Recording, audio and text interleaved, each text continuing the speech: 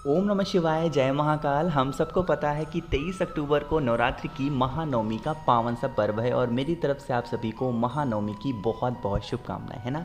कल के दिन क्या होगा, हम सभी के घर में हवन ज़रूर होगा। अरे होगा कि नहीं होगा, तो आपको उस हवन में ऐसी कौन सी वो 5 चीज़ें जो डालनी होगी जिससे हमारे घर में धन संपदा ये तो आएंगी ही आएंगी, साथ ही साथ बीमारी घर से बाहर जाएगी, क्लेश घर से बाहर जाएगा, और अगर हमारी कोई नौकरी नहीं लग रही है तो नौकरी भी हमारी ज़रूर लगेगी। वो 5 चीज़ें कौन सी हैं और कौन सी बात को हमें हवन करते टाइम ध्यान रखना है, इसकी बात भी हम लोग इस वीडियो में करने वाले हैं। सिर्फ सुनते जाएं, समझने की कोशिश करिएगा, ठीक है। लेकिन आपको बता दूं, वीडियो को बीच में छोड़ना नहीं, पूरा एंड तक देखना ताकि सारी चीज़ें आपको अच्छे तरीके से समझ में आ जाए, ठीक है। चलो समझते हैं। देखो, सबसे पहला जो नियम है हवन करने का, वो 5 चीज़ें कौन है अभी आपको 1 मिनट में बताता हूँ। सबसे पहले नियम समझ लो। जब आप हवन करो ना, तो फैमिली के सभी मेंबर जो प्रेजेंट टाइम में हो ना, सब लोग साथ में हवन किया करो। ये एक नियम होता है हवन को करने का, है ना। लेकिन हवन करने से पहले एक चीज़ का ध्यान और रखेंगे। देखो, आपको क्या करना होता है, अभी जब गुरु जी की कथा पितृपक्ष में चल रही थी, आप लोगों ने ध्यान दिया होगा, तो उन्होंने साफ साफ कहा था कि जब भी हमारे यहाँ हवन होता है तो हमें आटे से रंगोली बना करके और इसके ऊपर हवन वाले सामान को रख के फिर हमें हवन करना चाहिए। कुछ लोग क्या करते हैं, इसमें बहुत सारे कलर वगैरह डाल देते हैं, जो कि सही तरीका नहीं है। आप सिर्फ और सिर्फ आटे से, बहुत मन करे तो आप हल्दी का भी इस्तेमाल कर सकते हैं, लेकिन हवन के नीचे एक तरीके का आसन होता है और वो आसन कुछ इस तरीके से, इस फॉर्म में होना चाहिए, यानी कि रंगोली हमें आटे से और हल्दी को मिक्स करके बनाना चाहिए। इसके अलावा कोई और अबीर गुलाल वगैरह का इस्तेमाल नहीं करना चाहिए, ठीक है। इतनी बातें समझ में आ गई। अब इसके ऊपर आप हवन करना और आम की लकड़ी का इस्तेमाल करेंगे, ठीक। अब वो 5 चीज़ें कौन सी हैं और क्या क्या इसके फ़ायदे हैं, अब आपको बता रहा हूँ। देखो, सबसे पहले समझो, यहाँ पर आपको स्क्रीन पे काला तिल दिख रहा है ना। तो जो भी व्यक्ति काले तिल को हवन जब कर रहा है उसके समय डाल देता है, तो उसकी जो आयु होती है, जो उम्र होती है, वो बहुत बढ़ती है। ऐसा नहीं कि उसकी जो मृत्यु होगी वो कम समय में होगी, नहीं, उसकी आयु बहुत बढ़ती है। ये तो हो गया हमारा पहला सामान, जो कि हमें आयु को दीर्घ करने के लिए हमें डालना चाहिए, ठीक है। दूसरा सामान कौन सा है, यहाँ पर आपको दिख रहा है, ये है जौ, है ना। कुछ लोग इसको गेहूं समझ रहे होंगे, गेहूं नहीं, ये है जौ। अब जौ डालने से क्या होगा, आज के टाइम पे इतनी बिजी लाइफ सबकी हो गई है कि हर घर में लड़ाई ज़रूर होता है। तो अगर आपके घर में क्लेश हो रहा है, लड़ाइयाँ हो रही हैं, तो आपको जौ भी क्या करना चाहिए, हवन करते टाइम डालना चाहिए, जिससे हमारे घर से लड़ाई झगड़े खत्म हो जाते हैं और क्लेश वगैरह हमारे घर में कभी नहीं होता, ठीक है। तो जौ भी आपको दूसरा सामान था जो कि हमें हवन करते टाइम ज़रूर डालना चाहिए, ठीक। तीसरी हम लोग बात कर लेते हैं, ये आपके सामने दिख रहा है शक्कर। आज के टाइम पे कोई भी ऐसा इंसान नहीं है ना जिसको पैसों की ज़रूरत ना हो। अगर आपके घर में धन संपदा की बहुत कमी रहती है, कर्जे में आप डूबे जाते हो ना, तो आपको क्या करना चाहिए, हवन करते समय एक चुटकी चीनी, यानी कि आप कह सकते हो शक्कर, ज़रूर हमें हवन में डालना चाहिए। इससे लक्ष्मी प्राप्ति हमें होती है, माता लक्ष्मी इससे बहुत खुश होती हैं, ठीक है। अगर आप शक्कर वगैरह नहीं डाल सकते हैं, आप इसकी जगह पे गुड़ का भी इस्तेमाल कर सकते हैं, ठीक है। चीनी या फिर गुड़ का इस्तेमाल आप कर सकते हैं लक्ष्मी प्राप्ति के लिए। 3 सामान हो गए।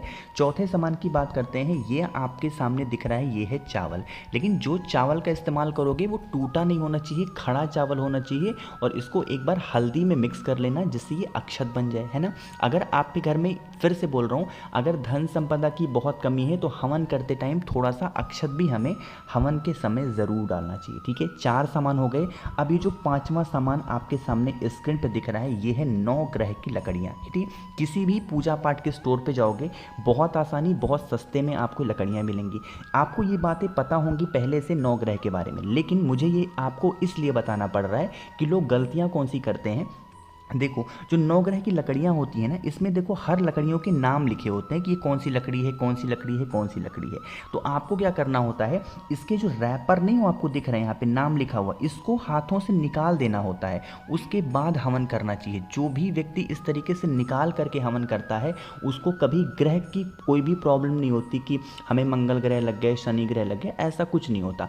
लेकिन अगर आपने इसको नहीं निकाला, इसका मतलब आपने पॉलीथीन डाल दिया, पॉलीथीन जला दिया। कभी भी हवन करते टाइम पॉलीथीन जो जला देता है, फिर वो ग्रह शांत नहीं होते और आपको बर्बाद करते हैं, ठीक है। तो इसलिए मुझे इस काम को आपको बताना पड़ रहा है, ठीक। 9 ग्रह वाली बात आपको समझ में आ गई। तो ये 5 चीज़ें ऐसी थी जो कि हमें हवन करते टाइम ज़रूर से ज़रूर डालनी चाहिए, ठीक है। ये चीज़ें समझ में आ गई। अब कल का अब देखो कल कौन सा दिन है, कल है आपके सामने महानवमी और साथ ही साथ सोमवार का पर्व है। तो एक और उपाय की तरफ हम लोग बढ़ते हैं जो कि हमें कल के दिन ज़रूर करना चाहिए। ठीक है, देखो अगर आज के टाइम पे सभी के घरों में बीमारी प्रवेश कर चुकी है, कोई भी व्यक्ति आपके घर में बहुत बीमार रहता है ना, तो आपको फिर इस तरीके से एक बेलपत लेनी है बहुत प्यारी सी। ठीक है, एक बेलपत लेना और उस एक बेलपत को लेके कहाँ पे जाओगे, अपने किचन में जाना। कहाँ पे जाओगे, अपने किचन में। अब अपने किचन में जाना और जहाँ पे आरओ लगा होता है, जहाँ पे आप पीने का पानी रखते हैं, मटका परिंदा, वहाँ पे जाके खड़े होना, अपने हाथों में उस एक बेलपत को रखना। ठीक है, किसका स्मरण करेंगे, लकुलेश महादेव। फिर से बोल रहा हूँ, कौन से महादेव, लकुलेश महादेव का एक बार स्मरण करेंगे, ध्यान करेंगे। ध्यान करने के बाद जो भी व्यक्ति आपके घर में बीमार होगा, एक बार उस एक बेलपत को उसके हाथों से स्पर्श कराना, टच कराना। ठीक है, टच कराने के बाद एक तांबे का लोटा लेना और जिसमें जल भर लेना आपको अपने घर से। ठीक है, भर लिया और उस जल को लेके जाएंगे और उस एक बेलपत को लेके जाएंगे लकुलेश महादेव के नाम से बेल पेड़ के नीचे उस एक बेलपत को रखेंगे। जो व्यक्ति बीमार होगा उसका नाम और गोत्र बोलेंगे। ठीक है, रख दिया उस एक बेलपत को, जल यहाँ पे नहीं चढ़ाना इस उपाय में। ठीक है, वहाँ पे रख दिया, प्रार्थना कर लिया। फिर जो बेलपत यहाँ पे रखी है, इसी बेलपत को फिर से उठाएंगे और उस तांबे के लोटे के जल को लेके महादेव के शिवलिंग के पास जाएंगे। ठीक है, शिवलिंग के पास पहुंचेंगे, आपको उस एक बेलपत को महादेव के शिवलिंग के ऊपर समर्पित करना होगा लकुलेश महादेव के नाम से। किसके नाम से, लकुलेश महादेव। जिसकी डंडी हो जाएगी बाहर की तरफ और पत्ती का मुख हो जाएगा, वो हो जाएगा आपकी तरफ, है ना। बेलपत समर्पित किया। अब उसके बाद श्री शिवाय नमस्तुभ्यम का ध्यान करते हुए जो एक लोटा जल है वो उसी बेलपत के ऊपर समर्पित करेंगे। जल बहता हुआ जलाधारी से नीचे गिरेगा। इस जल को यहाँ पे थोड़ा सा रोक लेना और जो भी व्यक्ति आपके घर में बीमार होगा उसको ले जा करके उस जल का आचमन लकुलेश महादेव के नाम से करा के देख लेना। उसकी जो बीमारियां होंगी, जो भी उसकी बॉडी में कष्ट होंगे, वो सारे के सारे खत्म हो जाएंगे। ठीक है, करके देखिएगा, इफेक्टिव उपाय है, बहुत ही प्यारा सा उपाय है जिससे बीमारी आपके घर से हमेशा के लिए बाहर जाएगी। ठीक है, तो यहाँ पर हम लोगों ने दो चीज़ें जान ली। पहली चीज़ हमने जानी कि हमें वो कौन सी 5 चीज़ें हैं जो हवन में डालना चाहिए जिससे हमारे घर में सुख शांति समृद्धि आए।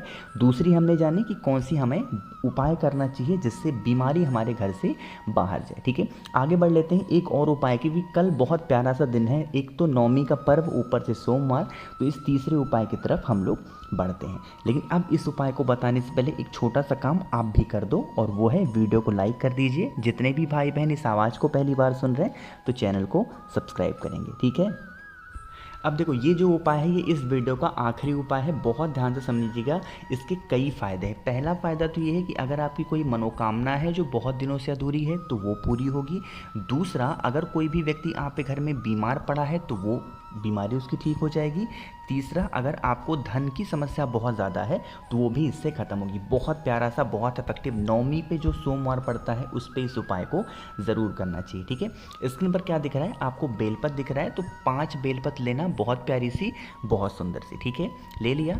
5 बेलपत के साथ हमें लेना होगा इत्र। मार्केट में बहुत सारे परफ्यूम मिलते हैं, कोबरा, फॉक्स वगैरह का, ये सब नहीं लेना है हमें। ऐसे पूजा पाठ में इस्तेमाल करने वाले आपको परफ्यूम लेने हैं, मतलब इत्र लेना है। ठीक है, और इस इत्र का क्या करोगे, जो भी आपने बेलपत ली है ना, उस बेलपत के नीचे की जो डंडी आपको दिख रही है, इसी डंडी पे नीचे की तरफ आपको थोड़ा थोड़ा करके लगा देना। श्री शिवाय नमस्तुभ्यम का ध्यान करते हुए 5 की 5 बेलपत पे लगाना है ना। इस बेलपत को लेके कहाँ पे जाओगे, बेल पेड़ के नीचे। नियम समझना, इसको, इस उपाय को बेल पेड़ के नीचे ही करना है और कहीं पे नहीं कर सकते।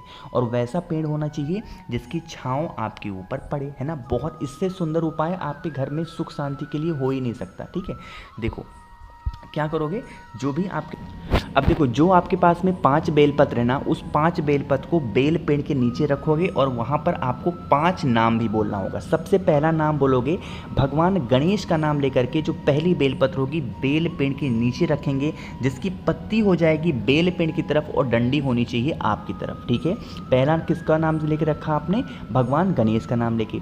दूसरी बेलपत्र आपको रखनी होगी भगवान शंकर यानी कि देवादिदेव महादेव का स्मरण करते हुए। दूसरी बेलपत्र भी उसी बेलपत्र के ऊपर रखेंगे। ठीक है, दूसरी बेलपत्र भी रख दिया आपने। जो तीसरी बेलपत्र आपके पास में है, माँ जगत जननी, माँ जगदम्बा, माँ दुर्गा का स्मरण करते हुए तीसरी बेलपत्र इत्र लगी हुई उसी बेलपत्र के ऊपर आपको रखनी होगी। ठीक है, 3 बेलपत्र हो गए। जो चौथी बेलपत्र आपको रखनी होगी, भगवान विष्णु का स्मरण करते हुए, किसका स्मरण, भगवान विष्णु का ध्यान करते हुए चौथी बेलपत्र रखना। जो 5वीं बेलपत्र रखोगे वो भगवान सूर्य का ध्यान करते हुए, किसका ध्यान, भगवान सूर्य का ध्यान करते हुए आपको वो बेलपत्र वहाँ पे रखनी होगी।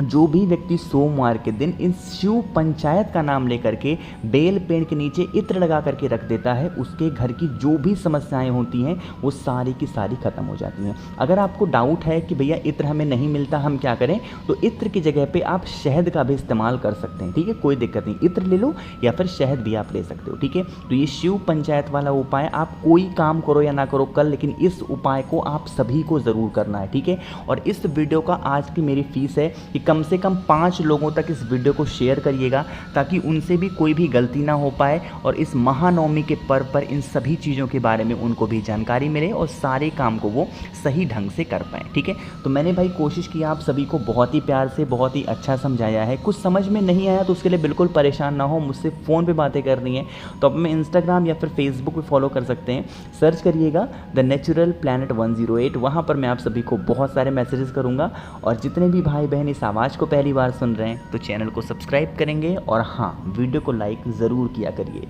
ओम नमः शिवाय, जय महाकाल।